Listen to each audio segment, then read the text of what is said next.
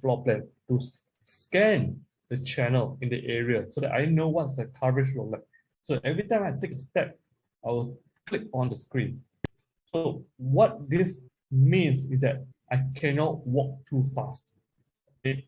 Now, for example, in the 2.4 gigahertz radio band, there are 13 channels. That means if it's an Ekahau tool, it takes 3.25 seconds to scan all 13 channels. Whereas it's an Ekahau, all right, it takes about 1.37 seconds. That means if you just want to scan 2.4 gig radio, at minimum, right, if it's Ekahau tool, you need to stand at one spot for 3 seconds before you take the next step. And this is very important because I've seen partners, when I follow them to do site surveys, they will walk very fast and then they will keep clicking and tapping on the screen to capture the Wi-Fi coverage, right? When you walk too fast, right, your device do not have enough time to scan all the channel in that area. And what happens is you'll get a heat map, which is everything green, and it will look pretty ugly and it doesn't make sense. So remember, like the walking pace matters, right? Don't walk too fast.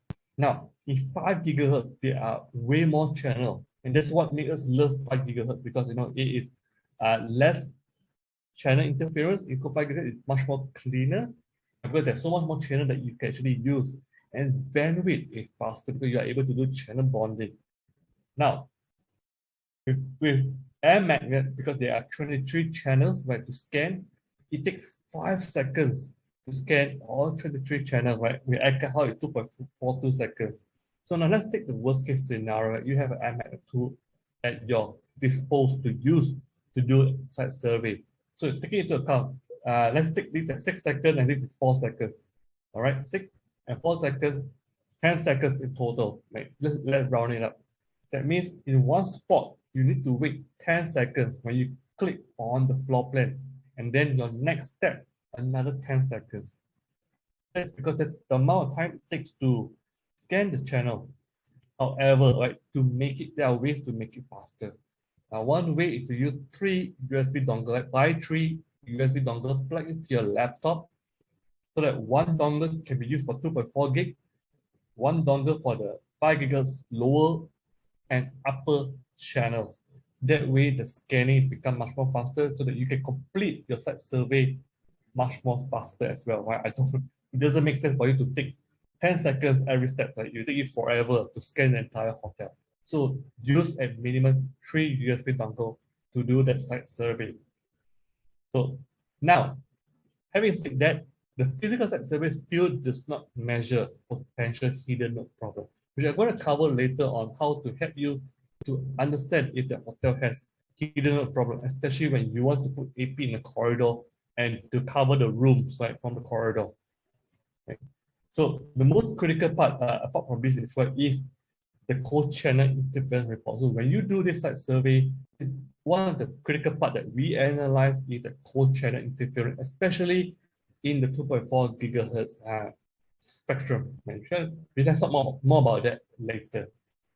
So the site survey tool that you use has different resistance sensitivity. So you have to take note of that. So you have to understand what are you trying to represent. For this site survey, what type of device are you representing? Are you representing laptop? Are you representing iPhones, iPad, Samsung, Galaxy phones, right? So you need to understand, right? And normally we recommend is to use mobile devices, right? Like Samsung phones, Android phones, right? Because those are the devices that are commonly used in the hotel. Those are the people that are the one that most who will complain, right, if there's very bad Wi-Fi. So I normally use this website link, rssicompare.com, to understand the wireless NIC card resist sensitivity, right? So when you use a site survey, remember what is the resist sensitivity? To give you an example, an Ekahau sidekick at 3 meters away from the AP, right? Away from the AP, right? It has better resist sensitivity at about say about like minus 35 dBm, right? For example, right? Or more, minus 39 dBm.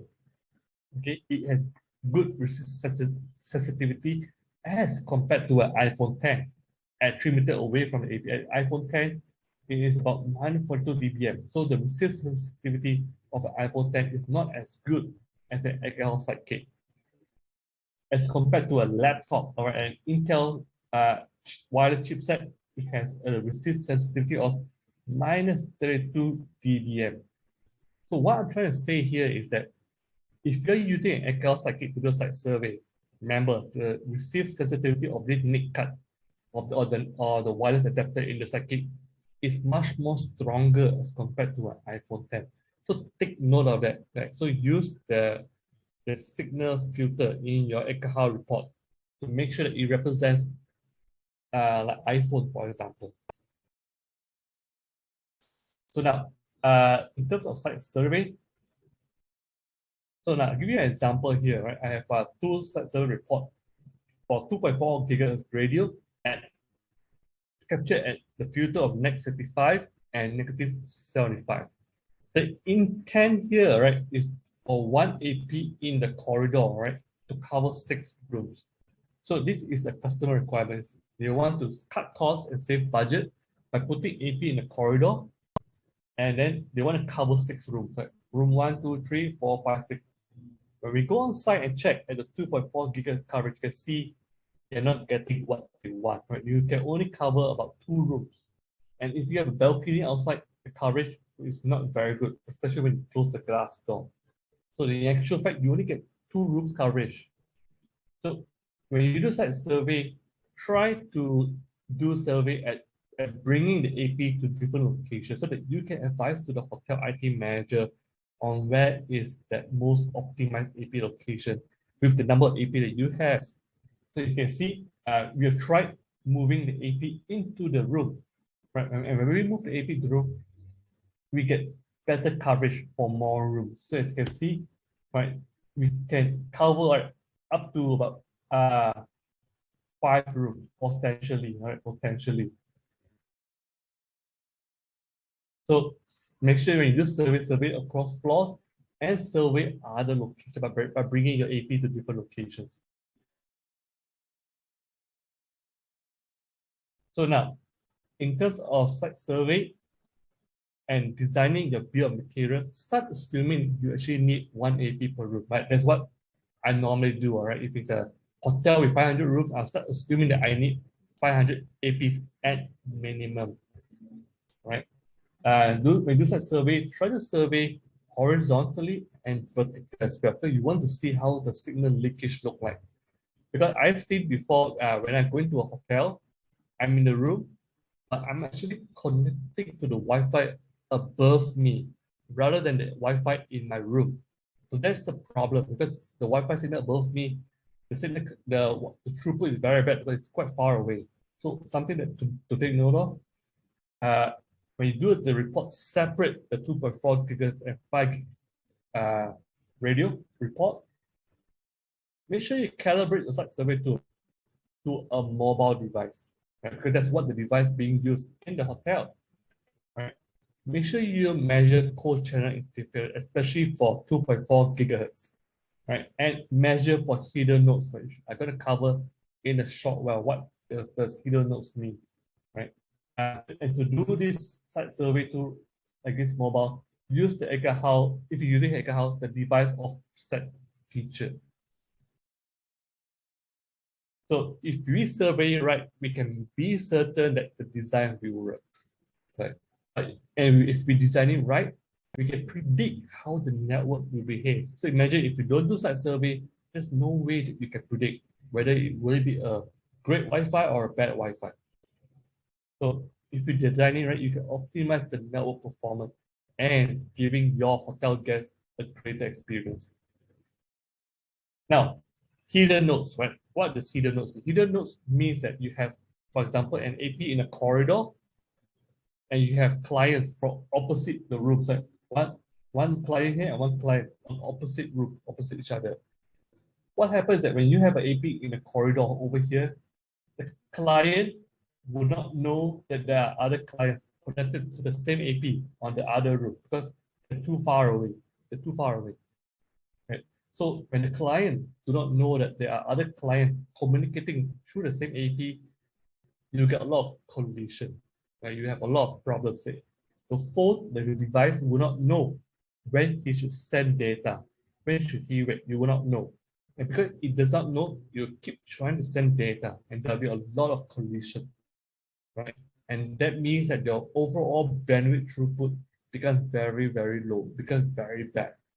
So to test whether the hotel has hidden node problems, we'll use two mobile phones, right? Two smartphones, two Android smartphones.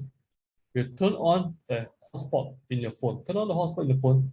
Put one of the hotspot device in the room, right? Put it one in the room, and then you will pick another Android phone with a Wi-Fi analyzer app. And for that, I recommend the Aruba utility app, which is available on the Android Play Store. Right? And then you go to the opposite room, right across you. When you go to the opposite room, you turn on the analyzer, and then you see, can you see the signal of that hotspot device, right? Can you see this? If you cannot see the signal of this hotspot device on the opposite room, that means you will have a hidden node problem. So this is very easy for you to do. It's a simple test, and you don't need very complicated device to do this. So now, the question that I always commonly get from IT managers who want to try to save budget, like cut costs, you ask me, Robert, can I deploy AP in the hotel corridor? All right. So before I say yes, all right, you need to test whether will you have hidden node problem first before you even do site survey. Okay. So put a mobile hotspot here, go into the room, all right, and then check with an analyzer app on your phone. If you cannot see the AP, then you will have hidden node problem. But now, if you can see the hotspot SSID, that means you are good. You will not have hidden node problem. You will not have collision, and you can go ahead and deploy AP in the corridor. Right. However, if you cannot detect the hotspot SSID in the opposite room, that means you have a hidden node problem, and collision will be very high. And when the hotel starts to have very high occupancy, meaning all the rooms are fully booked, we have all the guests in the room, all go online, they go and watch Netflix, go to YouTube, go to Facebook, the Wi-Fi will become very unstable because you have a lot of collision. All the devices will not see each other and they will not know when they can send. When they do not know, they'll just keep sending traffic. So in that sense, you cannot deploy AP in the corridor. You have to put AP into the room. Now, let's talk about AP deployment in the corridor, the area which is the most underutilized in a hotel. So one thing I want to share with you guys is that when you deploy AP in the corridor, make sure you stagger them, right? Stagger them across odd and even floors. Avoid placing AP on top of one another. And so I've seen this happen very commonly because partners will typically do a copy and paste. Right? Because all the floors are the same design, they copy and paste. So what happens is that you have AP, right, on the same position on the above floor and the bottom floor. And that is not optimized. That is not optimized. So we recommend you to stagger them, for example. So this is an even floor. This is an odd floor. So stagger them. If it's an even floor, you put it in this location. If it's an odd floor, put it in this location. Right?